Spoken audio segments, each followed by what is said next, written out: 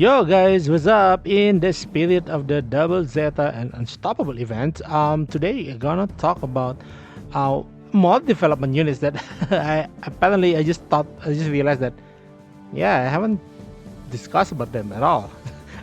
Actually, I did discuss about them, but in other videos, and I was like, yeah, this is good, and then but I apparently I never really talked just about the unit itself. And yes, today the one we're gonna talk about is actually one of my on paper favorite tank, and that is Zaku 3 Custom. Like, first of all, this guy looks sick. Okay, is it like, bro, the design and everything is just perfect for me. It's just perfect. Okay, so yeah, the thing is about the tank. Personally, for the tank, of course, we would want to see its maximum capabilities, but sometimes, most of the time I just realize that I don't really actually SP100 my tanks. Like, a lot of time I don't actually do that. So for this case, let's start with the standard stat first, and then we can go with the maximum potential of this thing when you go to SP100. Okay, first of all, it's only have 4 movement. So personally, I still prefer a tank that can have a higher movement, but yeah, for this guy, because I like him, I kind of like, yeah, never mind. Basically 4 is actually not really great for a tank. You would rather have a 5 for just for coverage issue, but other than that, it's still pretty okay to actually have 4 movement. And then the HP is like, this guy is focused more on HP, and defense and mobility and attack is all just okay. So it can be deployed both in space and also ground, which is its advantage over other units. And then its ability is actually increase HP and increase evasion. So this is the thing that I kind of like from this unit, is like, I do think it kind of works both as a face tank and also as a block tank. Okay, if you want to be the face tank, you might actually want to get him to SP100, but that one we're gonna talk about it later on. Okay, then for the weapon itself, it actually has 3 viable weapon, and that's gonna be of course, the beam cannon, which this one is, I think, is 30% attack down. 30% attack down is always welcome, because here's the thing.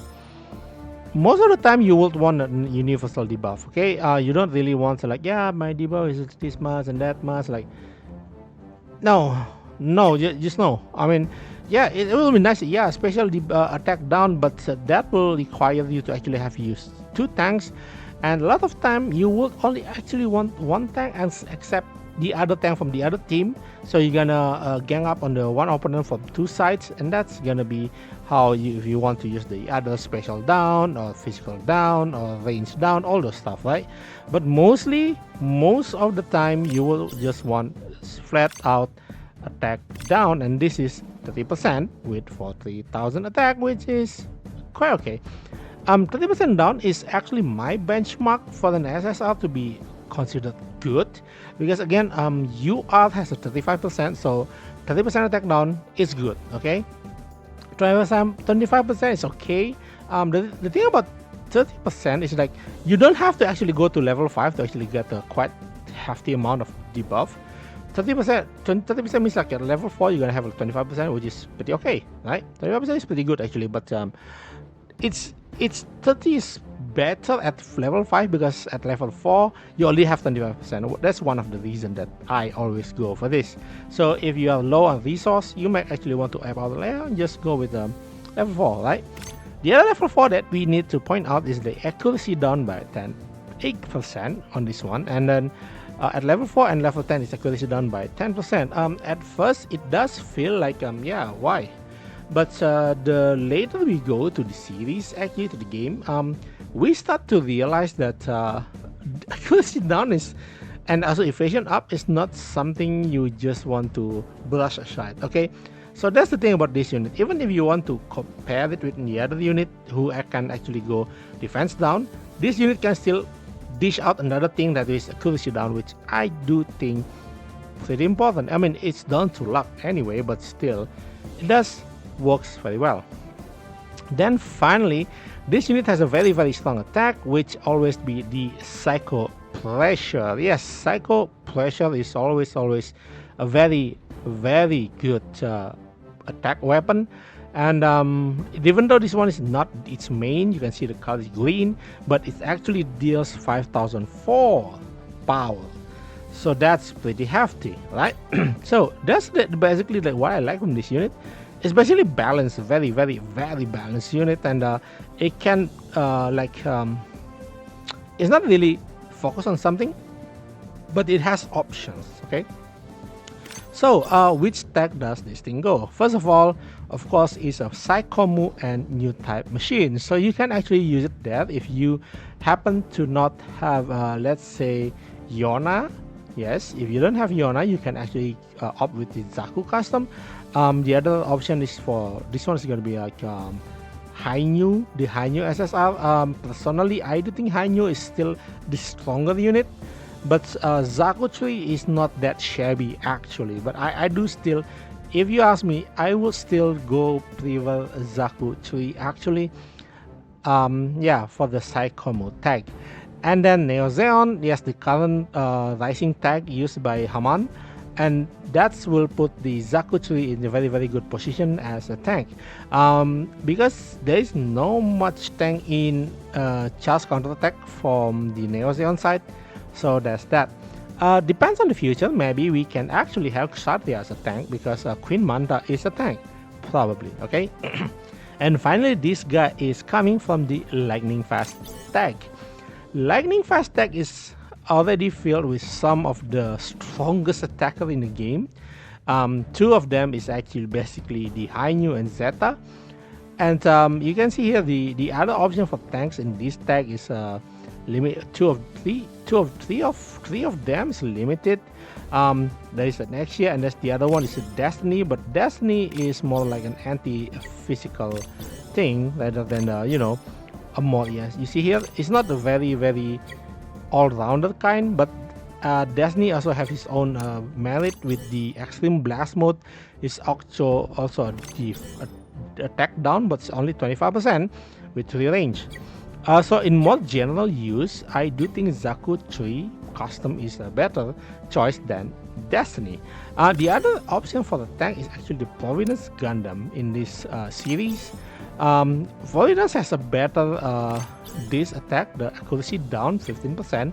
It's actually, it focuses more on the accuracy down rather than the attack down. The attack down is pretty bad, but the accuracy system is better. Like they also have a 4 range and has better movement. So in that case, I do see that you can go with either depending on your choice. And the other one is going to be Queen Manta. Queen Manta is also a very defense base, and it's more like an anti-beam. Like you can see, it's anti-beam 40%. So yeah, Queen Manta is more like a taking beam hits, right? And we're gonna talk about Queen Manta in the next video, but now focus more on the Zaku 3. So basically they are 4. I don't really like the Exia arms. It does help me in some stage, but I'm not really a fan of this because it does have a very nice defense, and also it has the Clon's arm again, same like the Psycho Pressure and the Extreme Blast mode. So it is actually pretty good, but I don't really like the limitation on the range, and also the beam gun is just okay. It pretty much is almost identical in terms of weapon compared to, for example, this Zaku 3 custom. But the thing is, it has worse passive. I mean, the GN arms is GN drive is one of the worst passive in the game currently. GN field, sorry, it's just like I don't know what they're trying to do with the GN field. Maybe I should talk about that, right? maybe. So yeah. So if we go with the DX maximum potential, it's actually 110,000 with a very hefty defense. 10,000 attack is 85. It's almost like 500 more towards the Night Gundam.